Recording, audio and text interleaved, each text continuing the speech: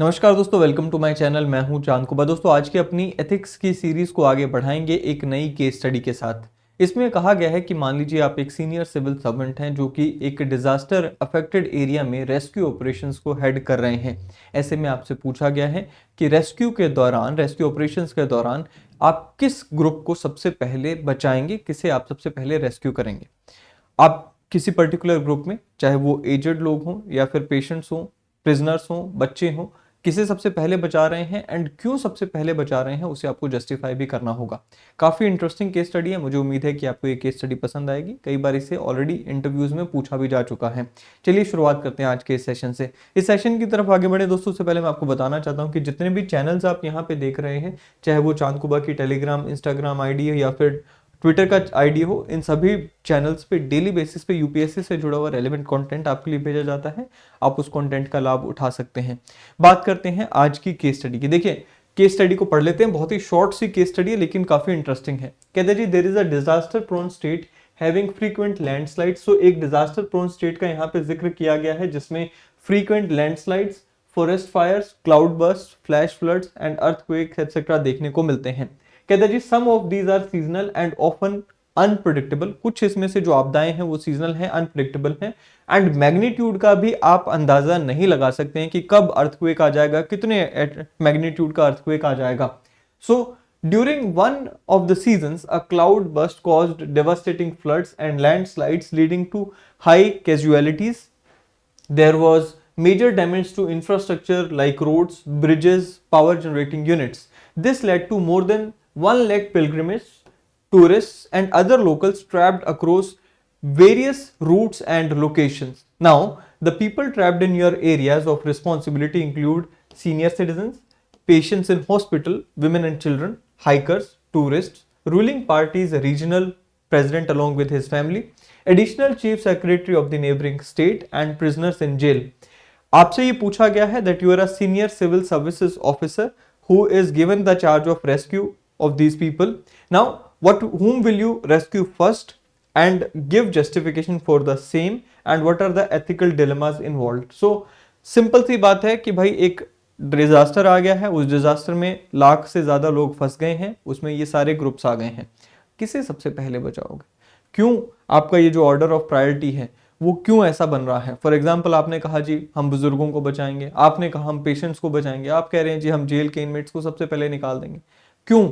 उसे जस्टिफाई कीजिए एंड अपना ऑर्डर बताइए। बस इतना से यहाँ पे पूछा गया। एंड एथिकल डिलेमास क्या क्या है, आप इसे हिंदी में पढ़ना चाहें तो हिंदी में ये केस स्टडी का आप स्क्रीनशॉट ले सकते हैं, इसे पढ़ सकते हैं। बात करते हैं स्टेटमेंट ऑफ ऑब्जेक्टिव की। देखिए, सबसे पहले इंट्रोडक्शन ही देनी होती, तो सबसे पहले इंट्रोडक्शन में हम क्या लिखेंगे? हम अपनी आइडियोलॉजी को, अपनी जो सोच है उसे क्लियर कर देंगे कि हमारी किस तरह की सोच हमें इसमें आगे बढ़ने में मदद करेगी। What is our thought point? So क्या कहता है? कहते हैं जी, as a public official I am expected to follow the value of non partisanship while performing my duties. अब कहते हैं जी, मुझे नॉन पार्टिजनशिप की जो वैल्यू है वो अपने एक ऑफिसर होने के नाते उसके आधार पर काम करना है। इसमें वीआईपी कौन है, कॉमन सिविलियन कौन है, ये मेरे लिए एक क्राइटेरिया नहीं हो सकता है while I am saving people. अब कहते हैं जी, एथिकल डिलेमास क्या क्या है। सो सबसे पहले पार्टिजनशिप वर्सेस नॉन पार्टिजनशिप, पक्षपात बनाम गैर पक्षपात, objectivity versus subjectivity, priority to the vulnerable versus VIP culture. So ये सारे जो हैं एथिकल डिलेमास यहाँ पर आ सकते हैं। इसके अलावा भी यहाँ पर और एथिकल डिलेमास आप इसके सोच सकते हैं एंड उनका जिक्र कर सकते हैं। बात करते हैं ऑर्डर ऑफ प्रायोरिटी। देखिए, एक बार मैंने लाइव क्लास में इस केस स्टडी को डिस्कस किया था। कुछ स्टूडेंट्स ने यहाँ पे पेशेंट्स का जिक्र किया था कि सबसे पहले पेशेंट्स को, फिर चिल्ड्रन को एंड विमेन को, इस तरह से हम एंड ओल्ड एज को यहाँ पे लिखा था। कुछ ने यहाँ पर प्रिजनर्स को सबसे पहले लिख दिया था एंड कुछ ने यहाँ पे वीआईपी को सबसे पहले लिखा था। So this is again very subjective case study, but then again you have to understand this thing कि भाई इस सब्जेक्टिव केस स्टडी में आपकी स्ट्रॉन्ग जस्टिफिकेशन होनी चाहिए। आपको कोई यहाँ पर ये मना नहीं कर रहा है कि आप प्रिजनर्स को सबसे पहले बचा लें, या कोई आपको ये नहीं कह रहा है कि आप बच्चों को सबसे पहले बचाएं, बट जो भी एक्शन ले रहे हैं उसके पीछे आप रिफ्लेक्ट करेंगे कि क्यों आपने वो एक्शन लिया। सो स्ट्रॉन्ग जस्टिफिकेशन का होना जरूरी है। सो अगर मैं अपने यहाँ पे चॉइस की बात करूं, ऑर्डर ऑफ इवैक्यूएशन की बात करूं, तो मैंने यहाँ पे सबसे पहले लिखा कि देखिए, I will look for the vulnerable section of the society first. जो वल्नरेबल सेक्शंस ऑफ सोसाइटी हैं, इसमें सबसे ज्यादा वल्नरेबल कौन है? सबसे ज्यादा वल्नरेबल वो लोग हैं जो पेशेंट्स हैं एंड हॉस्पिटल्स में एडमिटेड हैं। नाउ इसमें कोई टूरिस्ट हो, इसमें कोई लोकल हो, कोई इसमें वीआईपी हो, कोई इसमें मंत्री हो, फर्क नहीं पड़ता। हमारे लिए यहाँ पे जरूरी क्या है कि भाई वो एक पेशेंट है।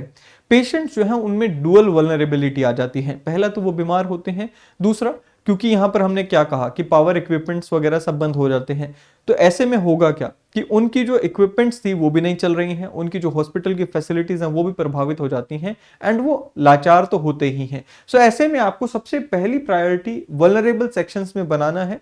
उसमें भी जो सबसे ज्यादा वल्नरेबल सेक्शन मुझे ऐसा लगा वो पेशेंट्स हो सकते हैं। वो पेशेंट्स किसी भी एज ग्रुप से हो सकते हैं, वो किसी भी सोशल ग्रुप से बिलोंग कर सकते हैं, किसी भी अगेन क्लास से बिलोंग कर सकते हैं। क्या कहते हैं जी, my first priority will be to save vulnerable patients, vulnerable section of the society as they need immediate attention after the disaster. Accordingly I will rescue patients at the earliest as due to destruction of the infrastructure they face immediate health risk. तो ये मैंने आपको यहां पर बताया। Now कहता जी anyone be it an elderly, child, prisoner, VIP, tourist, jail inmate etcetera, जो कि एक हेल्थ रिस्क पे है and which falls in this category patients हैं, उनको हम सबसे पहले रेस्क्यू करेंगे। सेकंड प्रायोरिटी जो है वो है एल्डरलीज, जो चाहे वो लोकल रेजिडेंट हो या फिर वो टूरिस्ट हो या फिर वो कहीं से भी बिलोंग करते हो, लेकिन एल्डरली हैं, बुजुर्ग हैं, उन्हें हम सेकंड प्रायोरिटी पे यहाँ पे निकालने की कोशिश करेंगे। थर्ड प्रायोरिटी पे विमेन एंड चिल्ड्रन आ जाते हैं, और वो विमेन एंड चिल्ड्रन चाहे वो लोकल रेजिडेंट हो या फिर टूरिस्ट हो, हाइकर्स हो, कोई भी हो, विमेन एंड चिल्ड्रन, उन्हें हम यहाँ पर लेकर जाएंगे। एंड उसके बाद हम यहाँ पे बात करते हैं यंगस्टर्स की, चाहे वो लोकल रेजिडेंट हो, टूरिस्ट हो, हाइकर हो। So these will be next, that is fourth number पे आ जाएंगे। And last will be jail inmates, ये फिफ्थ नंबर पे हमारी प्रायोरिटी लिस्ट में आ सकते हैं। जस्टिफिकेशन क्या है?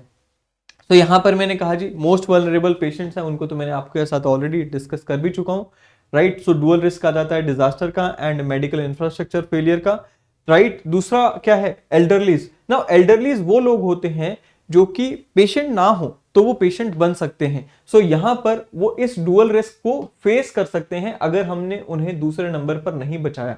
तीसरे नंबर पर children. Now children are helpless, right? Now children in such situations are helpless, but they have their mothers to take care of, right? So I mean their mothers who can take care of them, right? So वो यहाँ पर हमारी third priority बन जाते हैं। And रही बात youngsters की, यंगस्टर्स को मेरा सबसे आखिरी में बचाने का कारण ये भी है कि कहीं ना कहीं youngsters can be a force for us also, चाहे वो हाइकर्स हों, लोकल्स हों, यंगस्टर्स हमें हेल्प कर सकते हैं रेस्क्यू ऑपरेशंस में भी। सो ये यहाँ पर इनको हमने कहा जी हम नेक्स्ट प्रायोरिटी में रखेंगे, राइट। अब जेल इनमेट्स को रेस्क्यू करने का, सबसे लास्ट में रेस्क्यू करने का मतलब ये नहीं है, ये आपको क्लेरिफाई भी करना है जब आप ये लिख कर आ रहे हैं कि जेल इनमेट्स को हम सबसे आखिरी में यहाँ पे छुड़वाएंगे। उसका मतलब ये नहीं है कि उनकी कोई ह्यूमन राइट्स नहीं है या फिर आप उनको एनिमलिस्टिक एग्जिस्टेंस का हिस्सा मान रहे हैं, ऐसा नहीं है। बट ऐसा इसलिए कर रहे हैं ताकि पहला तो वो मजबूरी का या सिचुएशन का फायदा उठाकर एस्केप ना कर जाए, एंड दूसरा कि कुछ क्रिमिनल एलिमेंट्स होती हैं जो कि मजबूरी में दूसरों को भी हानि पहुंचा सकती हैं। सो ऐसे में हमने ये कहा जी भाई ये भी ना हो कि जो बाकी के जो लोग हैं उनके लिए ये एक हानि का कारण बन जाए, इसलिए हमने यहां पर क्या किया, सबसे आखिरी में इनको रखा।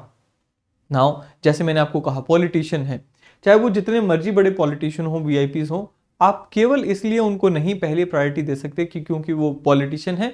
हमने उनको कहा कि अगर आप पेशेंट हैं, अगर आप बुजुर्ग हैं, लेट्स से एल्डरली हैं या फिर यंगस्टर हैं, उन कैटेगरीज में जहां पर भी आप फॉल करेंगे आपको वहां पर बचाया जाएगा। रही बात additional chief secretary of the neighbouring state, देखिए he is a senior IAS officer जो कि प्लेथोरा ऑफ एक्सपीरियंस अपने साथ कैरी करते हैं। So you can always request him to provide his guidance in such situation while if he is alone, तो वो आपकी अकेले वहां पे हेल्प कर सकते हैं।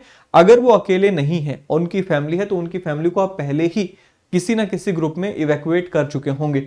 सो ये यहाँ पर उनकी हेल्प ले सकते हैं, right. So there can not be any priority to VIP culture in such situations. तो ये थी आज की हमारी केस स्टडी जो कि आज हमने डिस्कस की। This is somewhere I thought कि ये प्रायोरिटी हो सकती है हमारी, ऑर्डर हो सकता है प्रायोरिटी का order to save the vulnerable. आपका अगर कोई और प्रायोरिटी ऑर्डर है तो कमेंट सेक्शन में बताइएगा जरूर, जस्टिफाई करेंगे तो और ज्यादा बेहतर होगा। वीडियो पसंद आए तो इसे लाइक करना, शेयर करना ना भूलें। चैनल को सब्सक्राइब करना ना भूलें। अगले सेशन में फिर मिलेंगे। Till then thank you, have a great day ahead.